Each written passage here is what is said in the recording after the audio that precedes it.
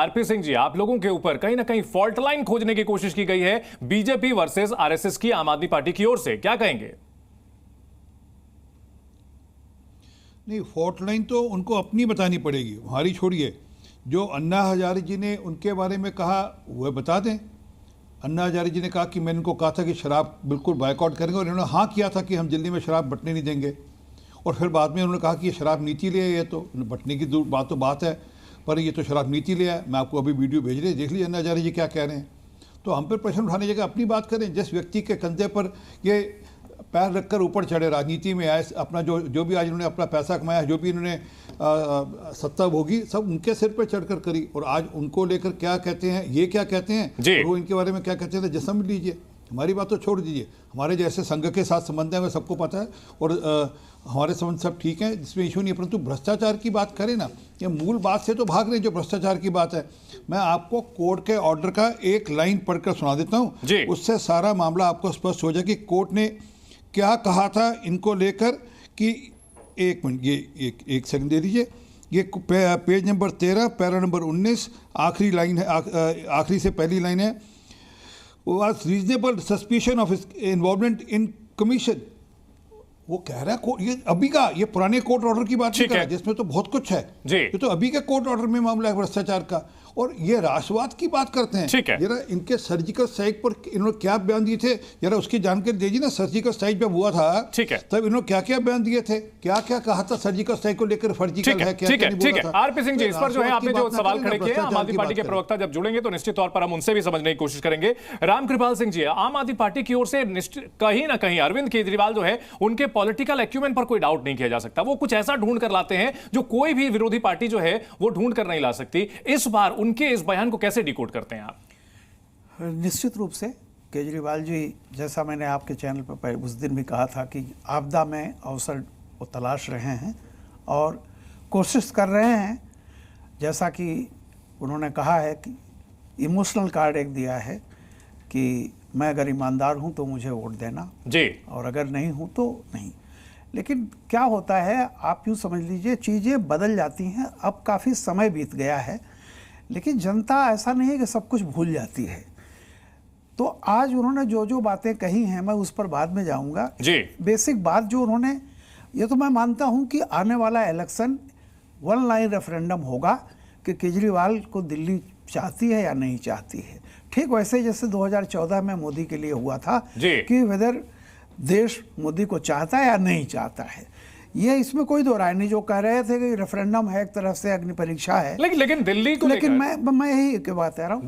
देखिए, लेकिन अभी जून महीने में ही, मई जून में लोकसभा इलेक्शन में केजरीवाल जी ने कहा था कि अगर आप लोग दिल्ली की जनता से ही, कि अगर आप हमें जेल से बाहर देखना चाहते हैं तो 7 सीटें दे दीजिए। दिल्ली की जनता ने सीटें एक भी नहीं दी जी। तो क्या उसका मतलब ये निकाला जाए? लेकिन उससे पहले एमसीडी में तो जितवाया नहीं, वो ठीक है। मैं ये दिल्ली की जनता तो 2014, 19, 24 हर जगह जो है सांसदों में तो बीजेपी को सपोर्ट करती है। मैं ये नहीं कह रहा हूं, लेकिन तब केजरीवाल ने इसलिए नहीं वोट मांगा था, जेल और इसकी बात नहीं थी जी। इस बार उन्होंने लोकसभा में कहा कि अगर आप दिल्ली की जनता मुझको जेल से बाहर देखना चाहती है तो मुझे सीटें दे दे। ठीक है। दिल्ली की जनता ने एक भी सीट नहीं दी जी। तो क्या इसका अर्थ है लगाया जाए कि दिल्ली की जनता चाहती थी कि आप जेल में रहें? फिर वही करीब करीब दूसरी बार ये इन्होंने कहा है जी कि अगर मैं ईमानदार हूं तो मुझे वोट देना। ठीक है। कल को मान लीजिए कि अगर आप सरकार ये इलेक्शन हार जाती है, सपोज कर लीजिए, तो फिर क्या मानेंगे कि आप उसे मानेंगे कि बेईमानी है, आपको बेईमान? नहीं, मैं नहीं मानता हूं। इसलिए राजनीति में हार या जीत किसी की ईमानदारी और उसकी निष्ठा और बेईमानी नहीं होती है। हमारे साथ कंचना यादव जी भी हैं। कंचना जी, अरविंद केजरीवाल की अगर बात की जाए तो आप लोगों के साथ बड़ा ही उनके साथ जो है कॉम्प्लेक्स सिचुएशन रहता है। कभी वो इंडिया गठबंधन का हिस्सा होते हैं तो सपोर्ट करना पड़ता है, कभी बाहर हो जाते हैं तो विरोध करना पड़ता है। कांग्रेस तो विरोध कर रही है, आपका क्या स्टैंड है आज के उनके बयानों को लेकर?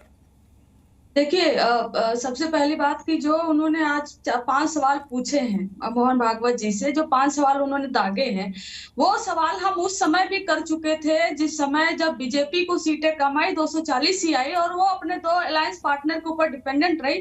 तब मोहन भागवत जी सामने आते हैं और बोलते हैं कि घमंड नहीं होना चाहिए, एरोगेंस नहीं होना चाहिए, ये बायोलॉजिकल वाला जो मोदी जी ने बोला था उस पर भी उन्होंने बोला, उन्होंने मणिपुर पर भी बोला। लेकिन हमारा सवाल तो तभी उनसे ये हो गया था कि मोहन भागवत जी तब तक क्यों चुप रहे जब तक बीजेपी फुल मेजोरिटी पावर में थी, जब उनको मनी, जब उनको पावर, जब उनको सब कुछ मिलता रहा और जगह जगह वो अपने ऑफिस आरएसएस के खोलते रहे, तब तो मोहन भागवत जी को समस्या नहीं हुई, तब तो मोहन भागवत जी कुछ नहीं बोल पाए। मणिपुर जलता रहा 1.5-2 साल से, तब तो मोहन भागवत जी कुछ नहीं बोले। लेकिन मोहन भागवत जी तब क्यों बोले जब बीजेपी की मेजोरिटी जो है वो कम हो गई, मेजोरिटी में नहीं आई वो। ठीक है, लेकिन ये तो 6 महीने बाद, मतलब 4-5 महीने बाद जो है इस मुद्दे को इस तरह से उठाना हरियाणा चुनाव से ठीक पहले, ये थोड़ा समझने की जरूरत होगी कि आखिर इसके पीछे क्या वजह है। आदिल खान साहब जुड़ चुके हैं, आम आदमी पार्टी के प्रवक्ता हमारे साथ। आदिल खान जी, आप थोड़ा देर से जुड़ पाए हैं बहस में, लेकिन यहां पर आरपी सिंह की ओर से सवाल ये उठाया गया कि अरविंद केजरीवाल जी अपने भ्रष्टाचार की बात करें ना, यहां पर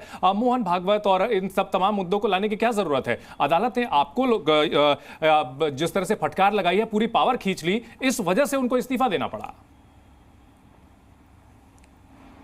देखिए, मुझे लगता है कि भारतीय जनता पार्टी को भ्रष्टाचार पर बात करने से पहले एक बार अपने गिरेबान में झांकना चाहिए। सर से पांव तक भ्रष्टाचार में डूबी हुई भारतीय जनता पार्टी, और आज अरविंद केजरीवाल जी ने वही सवाल तो पूछे हैं, तो आज पूरी भारतीय जनता पार्टी में मिर्ची लगी हुई है। और सवाल बड़े साफ है, अरविंद केजरीवाल जी ने 5 सवाल पूछा है, और मैं चाहता हूं कि आपके दर्शक एक बार फिर से वो सवाल को सुन लें। अरविंद जी ने कहा कि मोदी जी ईडी और सीबीआई का दुरुपयोग कर पार्टियों को तोड़ रहे हैं, सरकारें गिरा रहे हैं, क्या यह देश के लिए सही है, क्या यह जनता के लिए सवाल हमने सही दोहरा है? दिए।